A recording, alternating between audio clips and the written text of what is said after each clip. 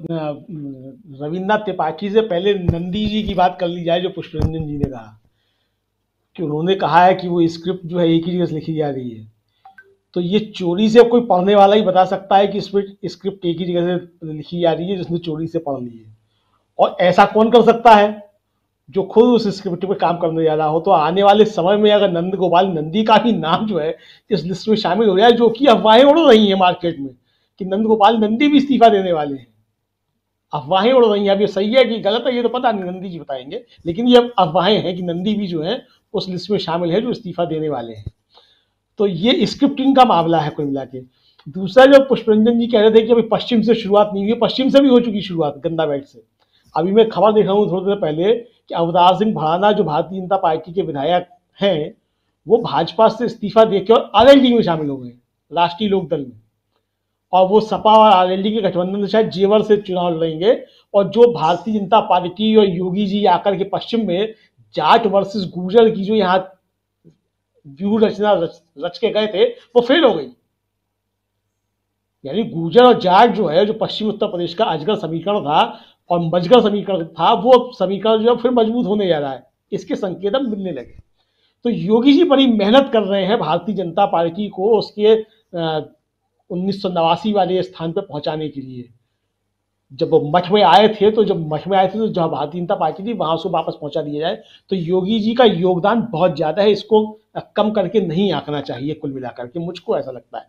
अब रविन्द्रनाथ त्रिपाठी जो है उन्होंने आखिर कह दिया कि भाई हम नहीं, और एफआईआर दर्ज कराने के लिए भी उन्होंने ट्वीट कर दिया कि एक वो पत्रकार है रोहिणी सिंह, उनके ऊपर करा दी जाए। अभी देख रहा था मैं सोशल मीडिया पर चल रहा है, शायद उन पर एफआईआर दर्ज हो भी गई है।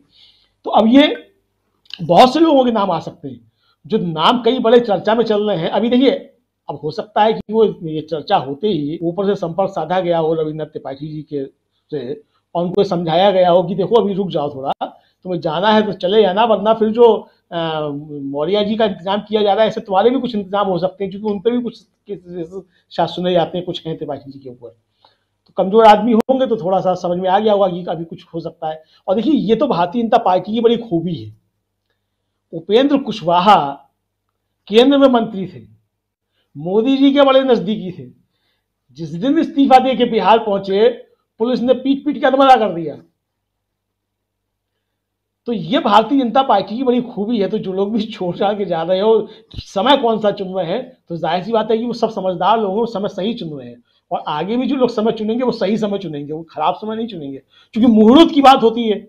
हम लोग पिछले दिनों चर्चा कर रहे थे कि निर्मला सीतारमण ने कह दिया कि मुहूर्त नहीं निकला था। तो मुहूर्त की बात है, जो भारतीय जनता पार्टी मुहूर्त पे बहुत भरोसा करती है, और तमाम भगवाधारी लोग हैं यहाँ जहाँ मुहूर्त की बात करते हैं, तो लोग मुहूर्त चुन चुन के ही जो वो अपने सही समय से जो है कदम उठा रहे हैं कुल मिलाकर के। बहरहाल मैं फिर जो बात असली है उस पर आता हूँ कि ये जो दरकता हुआ किला है भारतीय जनता पार्टी का, इसको अब कोई रोक नहीं सकता है राजीव जी। और इसलिए नहीं हो सकता है कि इसमें किसी दूसरे का काम हो, अखिलेश यादव ने कोई बहुत मेहनत कर ली हो, या किसी और ने आके कोई मेहनत कर ली हो। सबकी अपनी मेहनत है, इससे कोई इनकार नहीं कर सकता कि सबकी अपनी मेहनत है और अपनी तरफ जोड़ने के लिए मेहनत है। लेकिन सबसे ज्यादा मेहनत तो भारतीय जनता पार्टी ने स्वयं की है इस किले को दरकाने के लिए। उनकी मेहनत को आप नजरअंदाज नहीं कर सकते। और जनता जब इस चीज को समझ चुकी, देखिए इसमें कई सारी चीजों का मिलन हो रहा है। हम लोग लगातार जिसकी चर्चा करते रहे, मुझे लगता है कि लगभग 1 साल से तो हम लोग लगातार इस बात की चर्चा कर रहे हैं कि आने वाला जो चुनाव होगा उसमें मुद्दे क्या क्या हो सकते हैं। और वो सारे मुद्दे जो हैं, वो देखिए जो लोग इस्तीफा दे रहे हैं वो सब उठा रहे हैं। कोरोना के दूसरे लहर के दौरान जिस तरीके से मिसमैनेजमेंट हुआ, और हम लोगों ने भी चर्चा की थी अपने इसी कार्यक्रम न्यूज पॉइंट में लगातार, कि ये चुनाव में निश्चित तौर पर मुद्दा बनेगा। हमको याद है कि श्रवण गर्ग जी अपने एक कार्यक्रम में तो कह रहे थे कि जो अभी हाँफ रहा है, जो वोट डालने के लिए जाएगा तो तब तक उसके फेफड़े हाँफ ही रहे होंगे। यही उनका एग्जैक्ट सेंटेंस था श्रवण गर्ग जी का। तो ये हम लोगों के ही कार्यक्रम में चर्चा थी।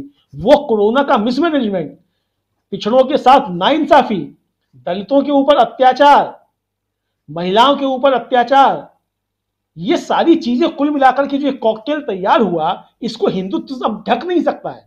क्योंकि आप हिंदुत्व के नाम पे अगर आप दलितों पे अत्याचार करते रहेंगे, हिंदुत्व के नाम पे आप पिछड़ों की नौकरियां खाते रहेंगे, हिंदुत्व के नाम पे अगर जो है आप महिलाओं के ऊपर जो अत्याचार हो रहे हैं उनको ढकने की आप कोशिश करेंगे, तो ये अब संभव नहीं है।